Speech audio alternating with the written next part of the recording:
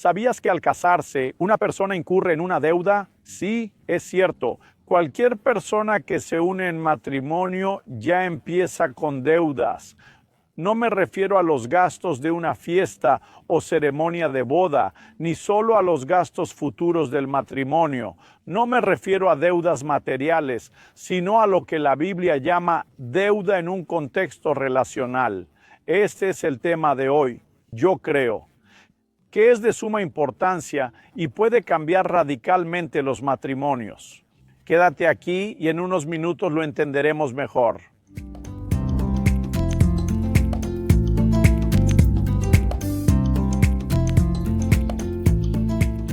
Hoy estoy en la playa de Carapanari, con el río Tapajós detrás de mí, en Santarém, en el estado de Pará, Brasil, pasando para traer una palabra más a tu corazón. Y el tema de nuestra conversación se refiere a los deberes de la pareja. La palabra de Dios nos presenta una visión muy clara de esta deuda, que no es material ni financiera. Aunque la misma palabra que normalmente se usa en las Escrituras para referirse a este tipo de deuda material y financiera, también se aplica aquí. En la primera carta de Pablo a los Corintios, capítulo 7, versículo 3, se dice que el marido debe dar a su esposa lo que le corresponde. Y también la esposa debe hacer lo mismo con su marido. Otras traducciones indican que el marido debe pagar a la esposa lo que le corresponde. La palabra debido se traduce de la misma manera que se usa para hablar de deudas monetarias. Esto implica que el esposo tiene una responsabilidad hacia su esposa, al igual que la esposa hacia su esposo. La NBI, la Nueva Versión Internacional, dice que el marido debe cumplir con sus obligaciones matrimoniales hacia su esposa y la esposa hacia su marido. Esta versión no solo tradujo, sino que también interpretó. Ya establece que esta deuda no es financiera, sino que son deberes relacionales y la pareja necesita entender esto. Claramente, la mayoría de los conflictos y discusiones, y lo digo con 3 décadas de experiencia en el ministerio y asesorando a muchas parejas, las discusiones suelen centrarse en los derechos. Normalmente, nadie se pelea por el deber, la gente discute por los derechos y no estás pagando lo que me debes. La discusión no es porque no estoy pagando lo suficiente de lo que te debo. Y es importante que comprendamos que aunque al casarse el esposo y la esposa, cada uno tiene sus derechos. Y obviamente el derecho de uno es el deber del otro. Necesitamos entender lo contrario, que el derecho del otro es mi deber. Entonces, cuando entendemos que esta relación se compone de derechos y deberes, pero que no se trata solo de recoger derechos, sino de asumir los deberes, pienso que podemos desarrollar una perspectiva más madura, equilibrada y completa sobre el matrimonio.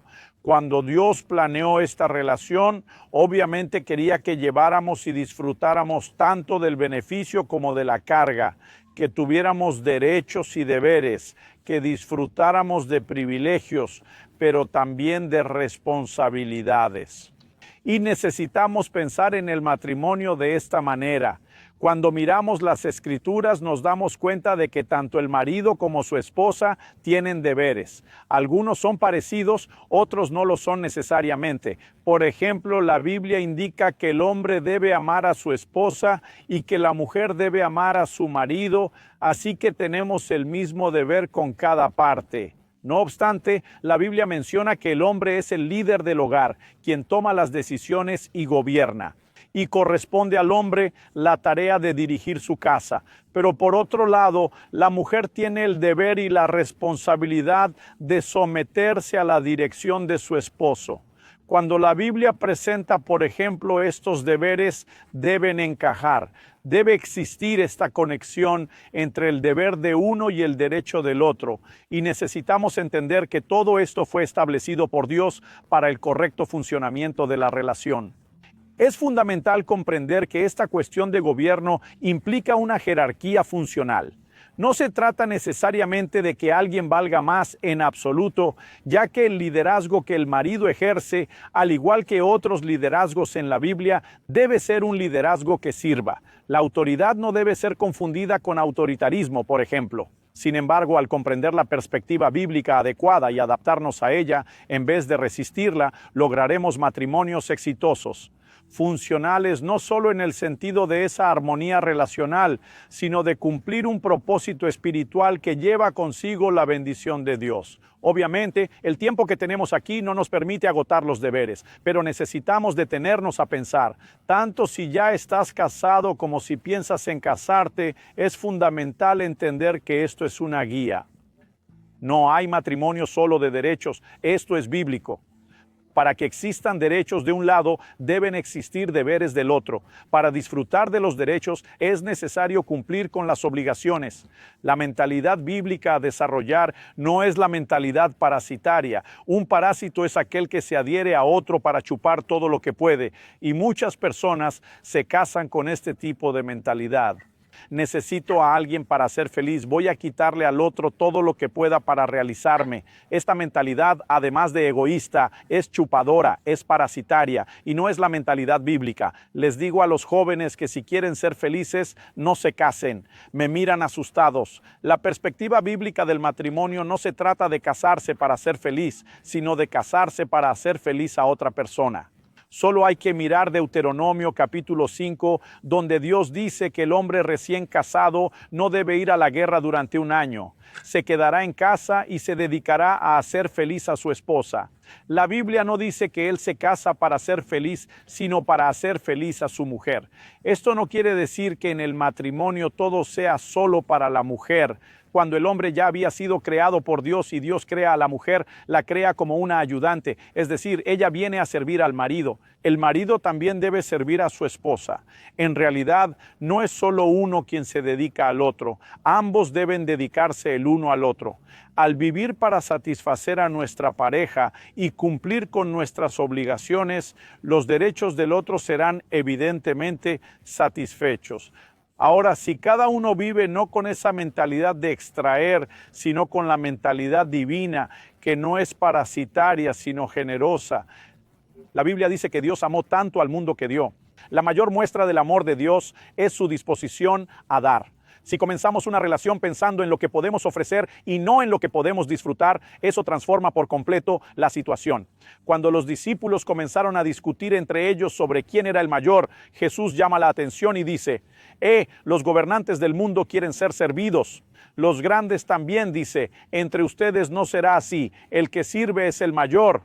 Jesús habla de una posición, de un liderazgo que es servidor, donde la persona no está en una relación para sacar algo del otro, sino para ofrecer. Jesús dice, esta posición no es un privilegio para que tú saques provecho, para que obtengas de los demás lo que te satisface. Estás en este lugar para ofrecer al otro. Esa es la mentalidad que deberíamos tener al pensar en los deberes de los cónyuges, en las obligaciones que cada uno, marido y mujer, tiene que cumplir con el otro.